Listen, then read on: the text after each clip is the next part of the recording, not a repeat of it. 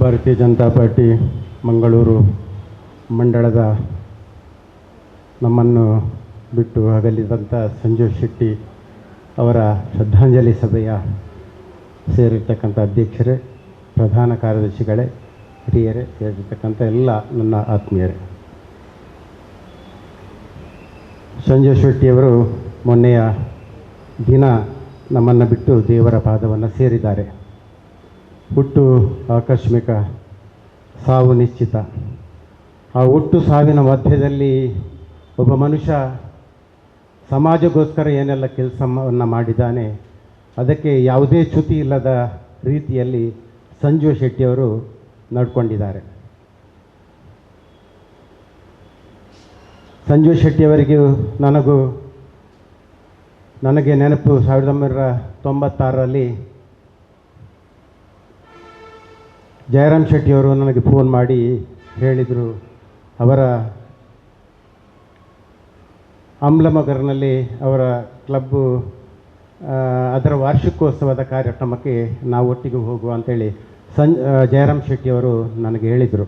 ಆವಾಗ ಅವರು ಶಾಸಕರಾಗಿದ್ದರು. ನಾನು ನನ್ನ 2 ಚಕ್ರದ ವಾಹನದಲ್ಲಿ ಆ ಕಾರ್ಯಕ್ರಮಕ್ಕೆ ಹೋಗಿದ್ದೆ. ಅವತ್ತಿನಿಂದ 1996ರಿಂದ ಮೊನ್ನೆಯ ಅಗಲುವಿಕೆಯ ದಿನದವರೆಗೆ ನಮಗೂ ಅವರಿಗೆ ಭಾರಿ ಅವಿನಾಭಾವ ಸಂಬಂಧ ಇತ್ತು. ಯಾವುದೇ ಒಂದು ಕಾರ್ಯಕ್ರಮಕ್ಕೂ ಅವರು ನನ್ನನ್ನು ಕರೆಯೋದೇ ಇಲ್ಲ, ನಾನು ಕೂಡ ಅವರನ್ನು ಕರೆಯೋದೇ ಇಲ್ಲ. ನಾನು 2013ರಲ್ಲಿ ಭಾರತೀಯ ಜನತಾ ಪಾರ್ಟಿಯ ಮಂಗಳೂರು ಮಂಡಲದ ಅಧ್ಯಕ್ಷ ಘೋಷಣೆ ಆದಂಥ ಸಂದರ್ಭದಲ್ಲಿ ಪ್ರಧಾನ ಕಾರ್ಯದರ್ಶಿಗಳನ್ನು ಯಾರನ್ನು ಆಯ್ಕೆ ಮಾಡಬೇಕೆನ್ನುವಂಥ ಚರ್ಚೆಗಳು ಬಂದಾಗ ಹಿರಿಯರು ಭಾರಿ ವರ್ಷದ ಜನಸಂಘದ ಕಾಲದಿಂದ ಕೆಲಸ ಕಾರ್ಯಗಳನ್ನು ಮಾಡಿ ಅನುಭವ ಇರತಕ್ಕಂಥ ಸಂಜೀವ್ ಶೆಟ್ಟಿಯವರನ್ನು ಮಾಡಬೇಕಂತೇಳಿ ನಾನು ಭಿನ್ನವಿಸಿದಾಗ ಜಿಲ್ಲೆಯ ಪ್ರಮುಖರು ಅವರನ್ನು ನಮಗೆ ನಿಯುಕ್ತಿಗೊಳಿಸಿದರು. ಸಂಜೀವ್ ಶೆಟ್ಟಿ ಮತ್ತು ಯಶವಂತ ಅಮೀನ್ರು 2 ಜನ ಪ್ರಧಾನ ಕಾರ್ಯದರ್ಶಿಗಳಾಗಿ, ಸಂಜೀವ್ ಶೆಟ್ಟಿಯವರು ಆ ನಂತರ 2013ರಲ್ಲಿ ಗ್ರಾಮ ಪಂಚಾಯತ್ ಚುನಾವಣೆ ಬಂದಂಥ ಸಂದರ್ಭದಲ್ಲಿ ಭಾರತೀಯ ಜನತಾ ಪಾರ್ಟಿಗೆ ಅವಾಗ ಸರ್ಕಾರ ಇಲ್ಲದಂಥ ಸಂದರ್ಭದಲ್ಲಿ, ಆರ್ಥಿಕ ಸಂಪನ್ಮೂಲ ಕ್ರೋಢೀಕರಣ ಇಲ್ಲದಂಥ ಸಂದರ್ಭದಲ್ಲಿ ಆ ಪಂಚಾಯತ್ ಚುನಾವಣೆಗೆ ಆಯ್ಕೆ ಆಗಿರ್ತಕ್ಕಂಥ ಅಭ್ಯರ್ಥಿಗಳಿಗೆ ಆರ್ಥಿಕವಾದಂಥ, ಅಂದರೆ ಎಲ್ಲರನ್ನ ಒತ್ತಾಯದ ಪೂರ್ವಕವಾಗಿ ನಾವು ಅಭ್ಯರ್ಥಿಗಳನ್ನಾಗಿ ಪ್ರತಿಯೊಂದು ಬೂತಿನಿಂದ ಆಯ್ಕೆ ಮಾಡಿದಂಥ ಸಂದರ್ಭದಲ್ಲಿ ಅವರಿಗೇನಾದರೂ ಸಹಕಾರವನ್ನು ಮಾಡಬೇಕು, ಇಲ್ಲದ್ರೆ ಚುನಾವಣೆಯನ್ನು ಎದುರಿಸಲಿಕ್ಕೆ ಕಷ್ಟ ಆಗ್ತದೆ ಎನ್ನುವಂಥ ಮಾತನ್ನು ಆ ಸಂದರ್ಭದಲ್ಲಿ ಸಂಜೀವ್ ಶೆಟ್ಟಿಯವರು ಮೀಟಿಂಗಲ್ಲಿ ಅದನ್ನು ಪ್ರಸ್ತಾವನೆಯನ್ನು ಸಲ್ಲಿಸಿದರು. ಆ ಸಂದರ್ಭದಲ್ಲಿ ನಮ್ಮಲ್ಲಿ ಕೂಡ ಆರ್ಥಿಕವಾಗಿರ್ತಕ್ಕಂಥ ಬಲಾಢ್ಯ ಇಲ್ಲದಂಥ ಸಂದರ್ಭದಲ್ಲಿ ನಾನು ಹೇಳಿದೆ ಸಂಜೀವ್ ಶೆಟ್ಟಿಯರ ಹತ್ರ, ನನ್ನ ಹತ್ರ ಜಾಗ ಇದೆ, ಎಲ್ಲಿಯಾದರೂ ಲೋನ್ ಮಾಡಿ ಕೊಡುವುದಿದ್ದರೆ ನಾನು ಅದನ್ನು ಕೊಡ್ತೇನೆ ಅಡಮಾನವಾಗಿ ಮಾಡಿಕೊಂಡು. ಎಲ್ಲಿ ಮಾಡುವ ಅಂತ ಹೇಳುವಾಗ ಸಂಜೀವ್ ಶೆಟ್ಟಿಯವರು ಹೇಳಿದರು, ಇಲ್ಲಿ ಒಡಿಯೂರು ಬ್ಯಾಂಕಿನಲ್ಲಿ ಸಾಲ ಮಾಡುವ ಅಂತೇಳಿ ಹೇಳಿದಂಥ ಸಂದರ್ಭದಲ್ಲಿ ನನ್ನ ದಾಖಲೆ ಪತ್ರಗಳನ್ನು ಸಂಜೀವ್ ಶೆಟ್ಟಿಯವರ ಹತ್ರ ಕೊಟ್ಟು, ಸಂಜೀವ್ ಶೆಟ್ಟಿಯವರು ಅದಕ್ಕೆ ಪೂರಕವಾಗಿರ್ತಕ್ಕಂಥ ದಾಖಲೆಗಳನ್ನು ಅಲ್ಲಿ ಕ್ರೋಢೀಕರಿಸಿ ಒಡಿಯೂರು ಬ್ಯಾಂಕಿಗೆ ಸಲ್ಲಿಸಿದರು. ಜಾಮೀನಿಯನ್ನು ಕೂಡ ಅವರೇ ಕೊಟ್ಟರು. ಅಲ್ಲಿ 5 ಲಕ್ಷ ಸಾಲವನ್ನು ತಗೊಂಡು ಯಶವಂತ ಮೀನು ಮತ್ತು ನಮ್ಮ HD ಸಾಲ್ಯಾನ್ರವರ ಕೈಯಲ್ಲಿ ಕೊಟ್ಟು ಎಲ್ಲ ಗ್ರಾಮ ಪಂಚಾಯತ್ನ ಯಾರು ಅಭ್ಯರ್ಥಿಗಳಿದ್ದಾರೆ ಆ ಅಭ್ಯರ್ಥಿಗಳಿಗೆ ಕೊಟ್ಟು ಆ ಚುನಾವಣೆಯನ್ನು ಒಳ್ಳೆಯ ರೀತಿಯಲ್ಲಿ ಎದುರಿಸಲಿಕ್ಕೆ ಒಂದು ಆಗಬೇಕಿದ್ರೆ ಸಂಜೀವ್ ಶೆಟ್ಟಿಯವರ ಒಂದು ಸಲಹೆ ಅಂತ ಹೇಳಲಿಕ್ಕೆ ನನಗೆ ಭಾರಿ ಸಂತೋಷ ಆಗ್ತದೆ. ಆನಂತರ ನಮ್ಗೆ ಗೊತ್ತಿದ್ದಾಗೆ ಪ್ರಧಾನ ಕಾರ್ಯದರ್ಶಿಗಳಾಗಿ ಎಲ್ಲ ಹೋರಾಟ ಇರ್ಬೋದು, ಪಾರ್ಟಿಯ ಸಂಘಟನಾತ್ಮಕ ಕಾರ್ಯಕ್ರಮಗಳು ಇರ್ಬೋದು, ಪಾರ್ಟಿಯ ಪ್ರತಿಭಟನೆಗಿರ್ಬೋದು, ಎಲ್ಲರಿಗೂ ಜನರಿಗೆ ಎಲ್ಲ ಬೂತಿನವರಿಗೆ ಸೂಚನೆಯನ್ನು ಕೊಟ್ಟು ಆ ಒಂದು ಕಾರ್ಯಕ್ರಮಗಳನ್ನು ಯಶಸ್ವಿ ಮಾಡುವಂಥ ಒಂದು ಕಾರ್ಯ ಇದ್ದರೆ ಇದು ಸಂಜೀವ್ ಶೆಟ್ಟಿ ಅಂತ ಹೇಳಲಿಕ್ಕೆ ನನಗೆ ಭಾರಿ ಸಂತೋಷ ಆಗ್ತದೆ. ಆನಂತರ ಭೂಮಸೂದೆಯ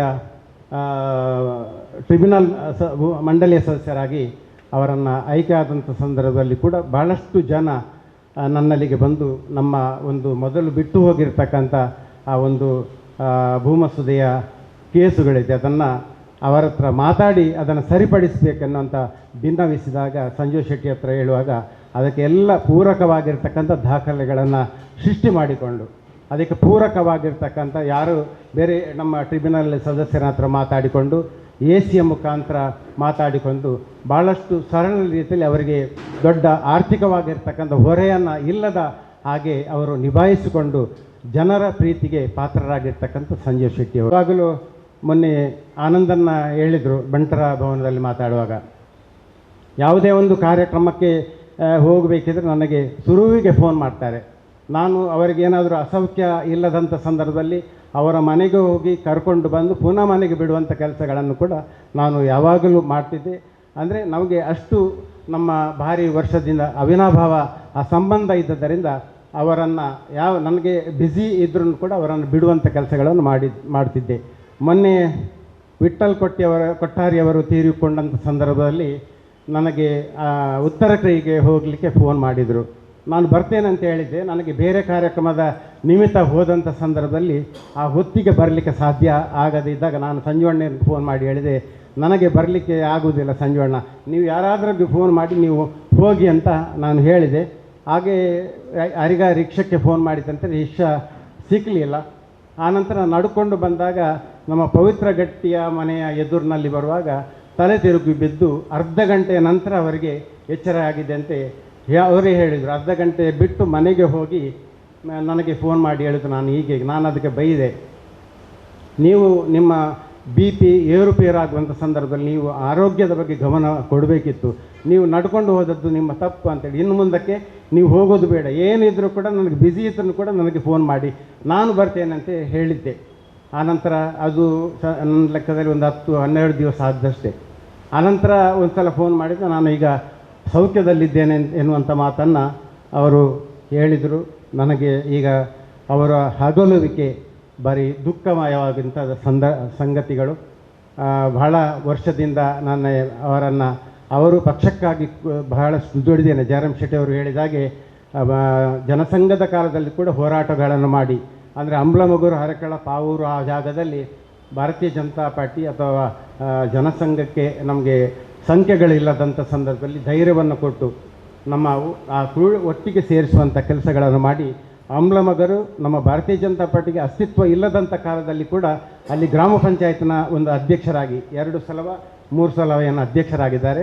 ಅಲ್ಲಿ ಪಕ್ಷ ಏನಾದರೂ ಬೆಳವಣಿಗೆ ಇದ್ದರೆ ಅದು ಸಂಜೀವ್ ಶೆಟ್ಟಿಯ ಮುಖಾಂತರ ಆಗಿದೆ ಅಂತ ಹೇಳಿಕೆ ನನಗೆ ಭಾರಿ ಹೆಚ್ಚಾಗ್ತದೆ. ಅಂಥ ಸಂಜೀವ್ ಶೆಟ್ಟಿಯನ್ನು ನಾವು ಇವತ್ತು ಕಳ್ಕೊಂಡಿದ್ದೇವೆ. ಅವರ ಹಗಲುವಿಕೆ ತುಂಬಲಾರದ ನಷ್ಟ ಆಗಿದೆ. ಅವರ ಹಗಲುವಿಕೆಯನ್ನು ತುಂಬುವಂಥ ಆ ಒಂದು ಶಕ್ತಿಯನ್ನು ದೇವರು ನಮಗೆಲ್ಲ ಕರುಣಿಸಲಿ. ಅವರ ಅಗಲುವಿಕೆ ಅವರ ಕುಟುಂಬದವರಿಗೆ, ಭಾರತೀಯ ಜನತಾ ಪಾರ್ಟಿಯ ನಮ್ಮ ಎಲ್ಲ ಕಾರ್ಯಕರ್ತರು ಕೂಡ ಸಹಿಸುವಂಥ ಆ ಶಕ್ತಿಯನ್ನು ಆ ದೇವರು ಕರುಣಿಸಲಿ ಅಂತೇಳಿ ಈ ಸಂದರ್ಭದಲ್ಲಿ ಪ್ರಾರ್ಥನೆಯನ್ನು ಸಲ್ಲುತ್ತಾ ಅವರ ಆತ್ಮಕ್ಕೆ ದೇವರು ಸದ್ಗತಿಯನ್ನು ಕೊಡಲಿ ಅಂತೇಳಿ ದೇವರಲ್ಲಿ ಪ್ರಾರ್ಥಿಸಿ ನನ್ನ ಮಾತನ್ನು ಮುಗಿಸ್ತೇನೆ. ಜೈ ಹಿಂದ್, ಜೈ ಭಾರತ್ ಮಾತಾ.